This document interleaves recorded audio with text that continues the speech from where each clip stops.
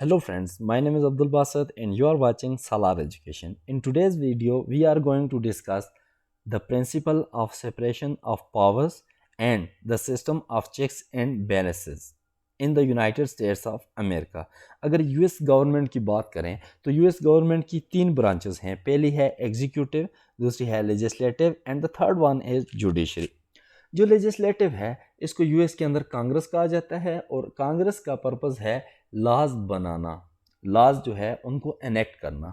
और जो एग्जीक्यूटिव है, एग्जीक्यूटिव का पर्पस है लॉज को इम्प्लीमेंट करना या फिर एग्जीक्यूट करना. ओके. जो जुडिशरी है, जो लॉज लेजिस्लेचर ने बनाए हैं इनको इंटरप्रेट करना कि आया ये कॉन्स्टिट्यूशन ऑफ यूएसए के मुताबिक हैं या फिर नहीं हैं. अब जो तीन ब्रांचेस हैं यूएस गवर्नमेंट की, ये एक दूसरे से इंडिपेंडेंट काम करते हैं. इनका आपस में कोई डायरेक्ट रिलेशन नहीं होता. तो हर किसी का एक अपना वर्किंग एरिया है और वो उसी वर्किंग एरिया में काम करती है. दो के इनके दरमियान इंटरेक्शन होती है लेकिन यहाँ पे फ्यूजन ऑफ पावर नहीं है. अब देखो, एग्जीक्यूटिव जो है उसका हेड, उसको कहा जाता है चीफ एग्जीक्यूटिव. और यूएस के अंदर चीफ एग्जीक्यूटिव कौन होता है? प्रेसिडेंट. अगर हम पाकिस्तान की बात करें जहाँ पे एक पार्लियामेंटेरियन सिस्टम है और यूएस के अंदर प्रेसिडेंशियल सिस्टम है, तो पाकिस्तान के अंदर चीफ एग्जीक्यूटिव कौन होता है? Prime minister. प्राइम मिनिस्टर एक लेजिस्लेटिव का मेंबर होता है. और दूसरी बात कि वो लेजिस्लेटिव जो हमारी पाकिस्तान की लेजिस्लेचर है उसको रिस्पॉन्सिबल होता है, यानी हमारी जो नेशनल असम्बली है उसको रिस्पॉन्सिबल होता है. और तीसरी बात, और नेशनल असम्बली ही उसको इलेक्ट करती है. लेकिन यूएस के अंदर ये सिस्टम नहीं है. जो प्रेसिडेंट है ना एक लॉ मेकर होता है, यानी लेजिस्लेचर का मेंबर नहीं होता. और दूसरी बात है, ना ही लेजिस्लेचर के सामने ये रिस्पॉन्सिबल होता है और ना ही इसको लेजिस्लेचर इलेक्ट करती है. तो यूएस के प्रेसिडेंट को कौन इलेक्ट करता है? पीपल डायरेक्टली इलेक्ट करते हैं एक इलेक्शन में जिसको कहा जाता है प्रेसिडेंशियल इलेक्शन. ठीक है. इस इलेक्शन का लेजिस्लेचर के साथ कोई लेना देना नहीं है. अब जो एग्जीक्यूटिव है इसका सोल पर्पस है the implementation of laws passed by the legislature.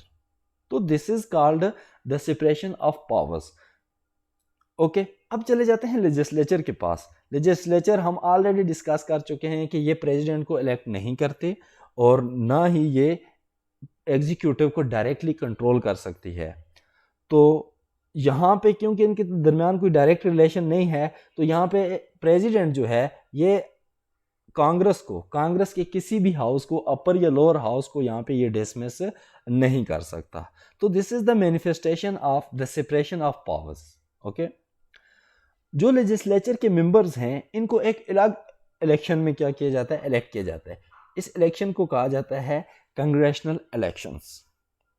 लेकिन क्योंकि complete absolute separation of power is not possible, क्योंकि सब ने मिल के काम करना होता है, तो इसलिए यहाँ पे डायरेक्ट इनके दरमियान कुछ इंटरेक्शन होती है, कुछ रिलेशन होते हैं.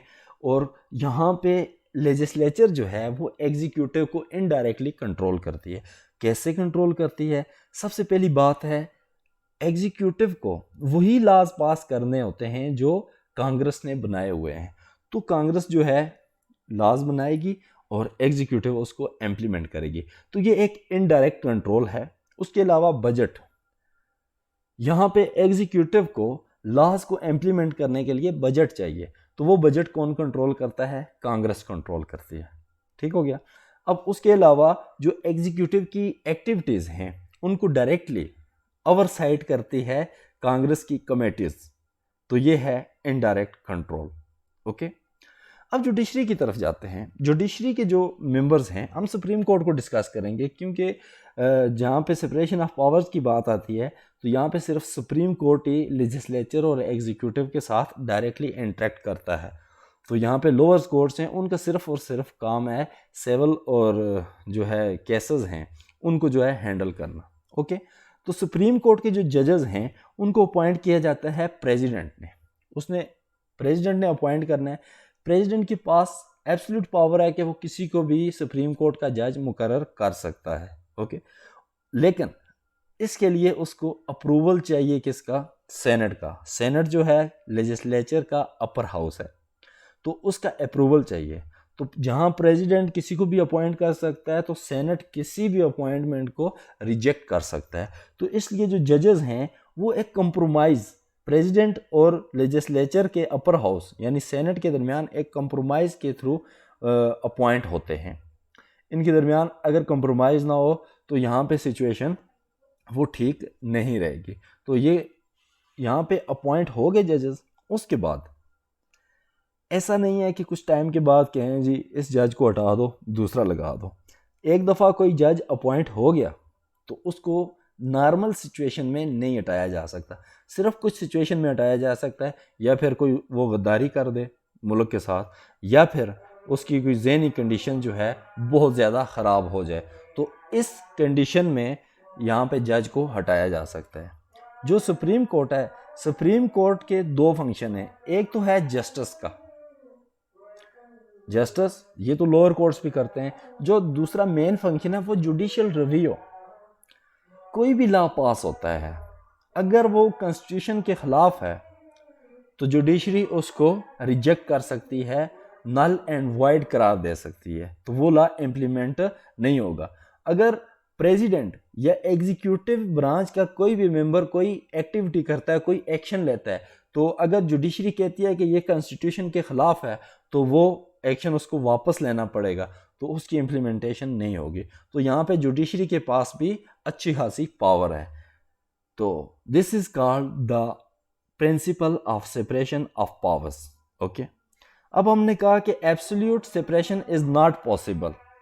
जब एब्सोल्यूट सेपरेशन पॉसिबल नहीं है तो यहाँ पे जो बिल्कुल पॉसिबल नहीं है, तो यहाँ पे जो फ्रेमर्स हैं जिनने कॉन्स्टिट्यूशन बनाया है उन्होंने एक सिस्टम डिज़ाइन दिया है जिसको कहा जाता है the system of checks and balances.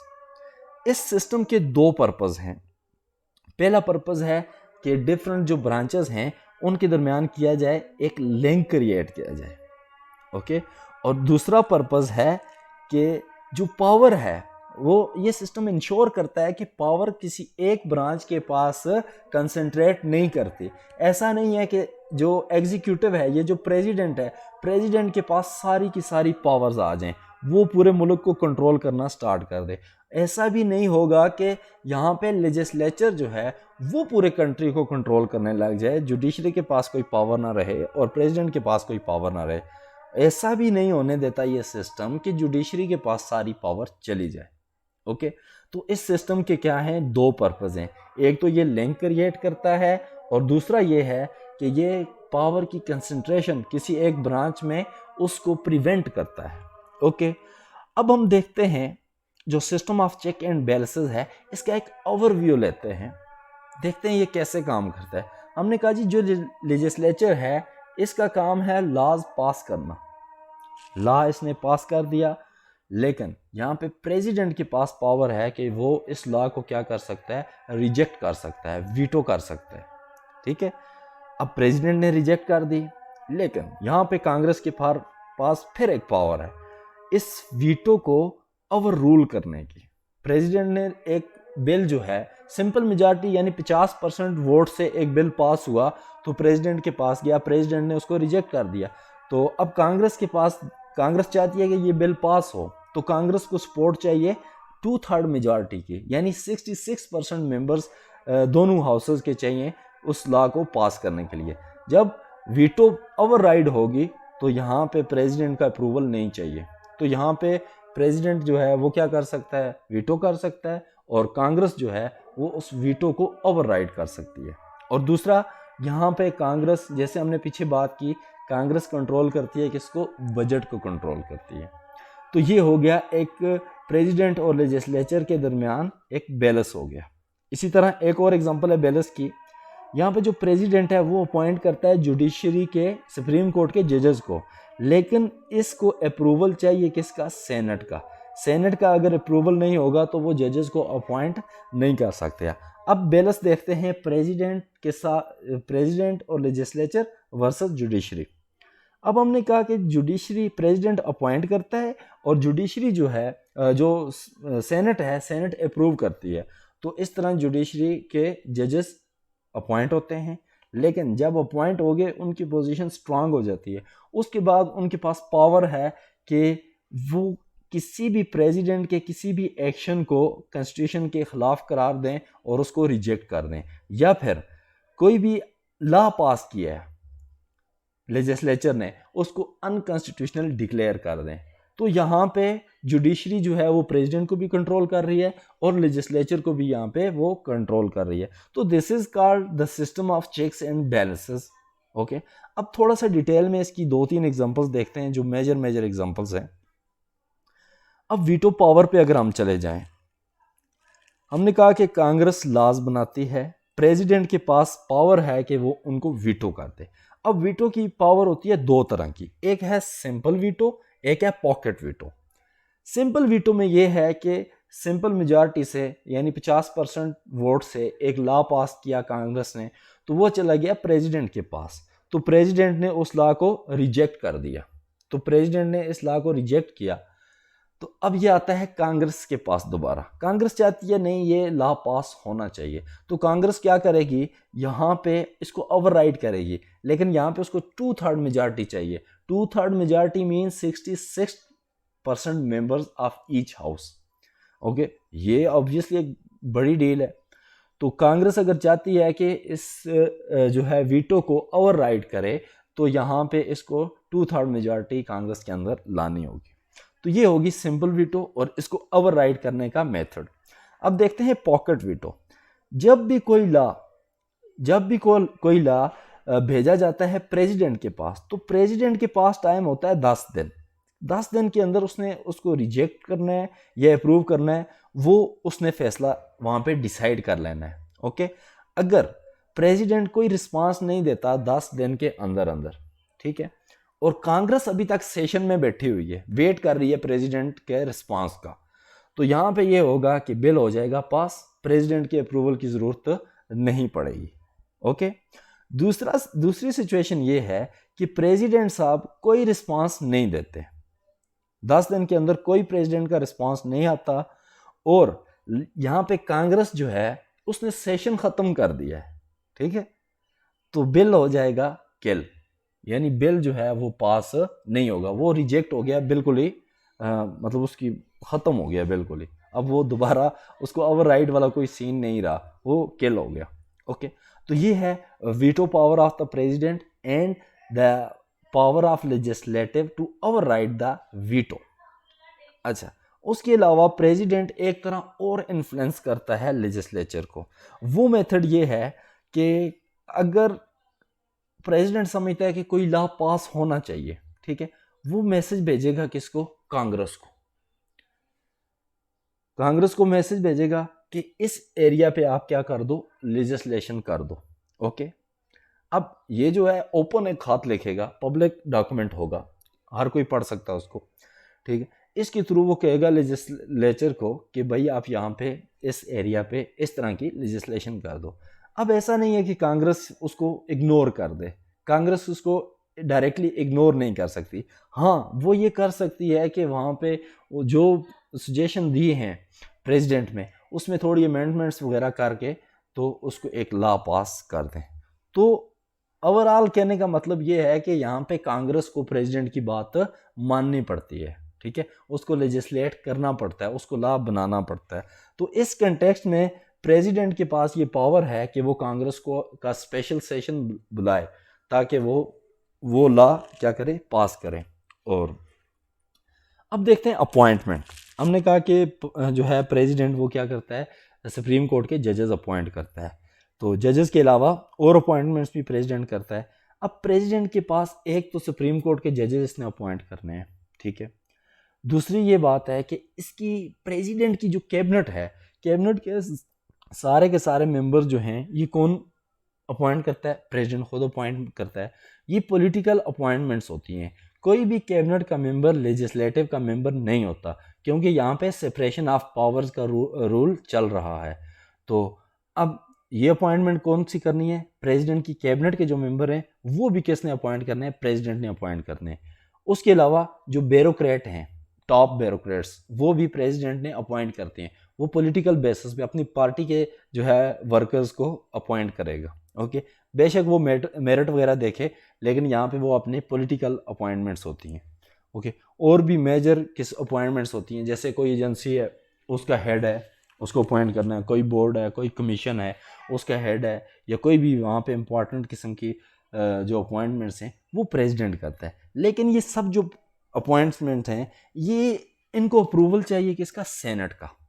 Senate अगर कोई भी रिजेक्ट कर दे तो प्रेसिडेंट उसको दोबारा अपॉइंट नहीं कर सकता। लेकिन यहाँ पे एक कन्वेंशन है, ठीक है। कन्वेंशन ये है कि जो जिन लोगों को प्रेसिडेंट अपॉइंट करता है तो कांग्रेस वहाँ पे उनको जो है रिजेक्ट नहीं करती, ठीक है।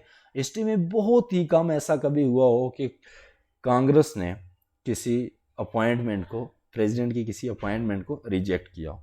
तो ये जो प्रेसिडेंट की है तो इसका मतलब है यहाँ पे प्रेसिडेंट के पास काफ़ी पावर है, तो इसकी अपॉइंटमेंट मैटर करती है, ठीक है। और एज ए कन्वेंशन सेनेट जो है इसको ऑब्जेक्ट नहीं करती। तो दो के यहाँ पे इसके पास पावर है लेकिन ये इसको इतना यूज़ नहीं करती। तो यहाँ पे भी एक चेक एंड बैलेंस है, लेकिन यहाँ पे फेवर जो है, पावर का जो बैलेंस है वो किसकी तरफ जा रहा है? प्रेसिडेंट की तरफ जा रहा है। अब आ जाते हैं भाई बड़ी इंपॉर्टेंट बात, जुडिशियल रिव्यू। जुडिशियल रिव्यू क्या है? ये है सुप्रीम कोर्ट की पावर डिसाइड करने की कि क्या कोई लॉ जो पास हुआ है लेजिस्लेचर से वो कॉन्स्टिट्यूशन के मुताबिक है या नहीं है। अब जो प्रेसिडेंट है या उसकी कैबिनेट का कोई मेंबर या फिर एग्जीक्यूटिव ब्रांच का कोई भी मेंबर कोई एक्ट करता है, कोई रूल बनाता है, क्या वो कॉन्स्टिट्यूशन के मुताबिक है कि नहीं है? अगर है तो ठीक है, अदरवाइज यहाँ पे जो सुप्रीम कोर्ट है उस लॉ को रिजेक्ट कर सकता है, उस एक्टिविटी को कंडेम कर सकता है और उसके लिए उसके एक्शन को रोक सकता है, ठीक है। अब यहाँ पे सुप्रीम कोर्ट के पास ये पावर है कि वो कॉन्स्टिट्यूशनैलिटी चेक कर सकता है।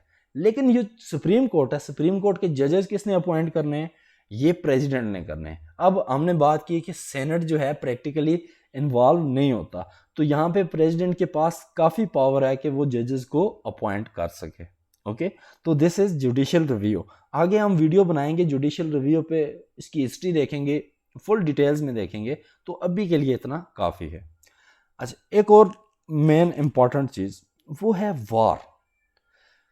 War and deployment of American soldiers. दो कंडीशंस यहाँ पे, एक लॉ है जिसको कहते हैं the war power act November 7, 1973। ये वार के जो इश्यूज हैं उनको ये लॉ देखता है। दो कंडीशंस हो सकती हैं यहाँ पे।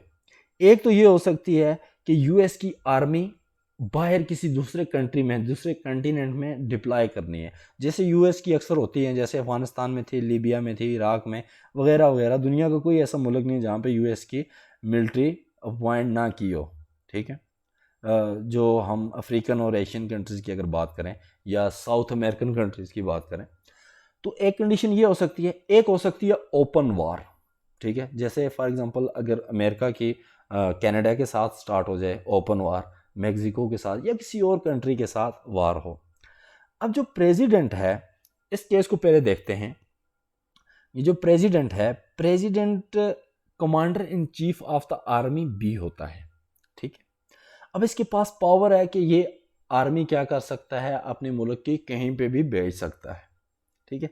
लेकिन 60 दिन के अंदर अंदर उसने एक रिपोर्ट देनी है कांग्रेस के सामने। ओके, अगर कांग्रेस अप्रूव नहीं करती उस रिपोर्ट को, ठीक है, वो जस्टिफाई नहीं करती कि वहाँ पे अमेरिकन आर्मी नहीं जानी चाहिए, तो वो उसको अपने ट्रूप्स वापस बुलाने पड़ेंगे, ठीक। अगर अप्रूव हो जाती है, अथराइजेशन मिल जाती है, तो ठीक है, वहाँ पे जहाँ तक जब तक जंग है वहाँ पे लगी रहेगी। ओके, दूसरी है आउटराइट वार, ओपन वार। आउटराइट वार में प्रेसिडेंट जो है वो वार डिक्लेयर नहीं कर सकता। तो यहाँ पे कौन डिक्लेयर करेगा वार? वो करेगी कांग्रेस। अगर कांग्रेस समझती है कि वार की ज़रूरत है, क्योंकि प्रेसिडेंट उसको मैसेज देगा कि यहाँ पे अभी कंडीशन इतनी ख़राब हो गई है कि वार में हमें जाना पड़ेगा, तो इसलिए कांग्रेस के पास ये पावर है कि वो ये डिसाइड करे क्या हमें वार लड़नी चाहिए या नहीं लड़नी चाहिए। तो ये पावर किसके पास है? सिर्फ और सिर्फ कांग्रेस के पास है। लेकिन यहाँ पे एक प्रैक्टिकली अगर देखा जाए तो प्रेसिडेंट यहाँ पे काफ़ी दफ़ा कांग्रेस को जो है वो अवॉइड कर जाता है, स्केप कर जाता है। अगर रोनाल्ड रेगन को देखें, इसने सेल्वाडोर में 1981 में, ठीक है, आर्मी उतार दी विदाउट ये ओपन वार नहीं थी, ये डिप्लॉयमेंट थी। ओके, ओपन वार नहीं हुई अभी यूएस की कोई भी। अच्छा, सेल्वाडोर में इसने अपनी आर्मी के जो है सोल्जर उतार दिए without consulting the Congress. Okay, फिर प्रेसिडेंट बिल क्लिंटन जो हैं इन्होंने कोसोवो में 60 दिन से ज़्यादा, क्योंकि हमने कहा कि 60 दिन के से बाद उसको क्या लेना पड़ता है, अप्रूवल लेना पड़ता है, तो 60 दिन के बाद भी उसने यहाँ पे बम्बिंग कैंपेन स्टार्ट रखी। और इस तरह बराक ओबामा ने लीबिया में, ठीक है, without authorisation of the Congress वहाँ पे आर्मी अपनी रखी। तो यहाँ पे आप कह सकते हैं कि यहाँ पे प्रेसिडेंट जो है यहाँ पे थोड़ा उसके फेवर में पावर जा रही है। ओके, तो ये था हमारा सेपरेशन ऑफ पावर्स और the system of checks and balances.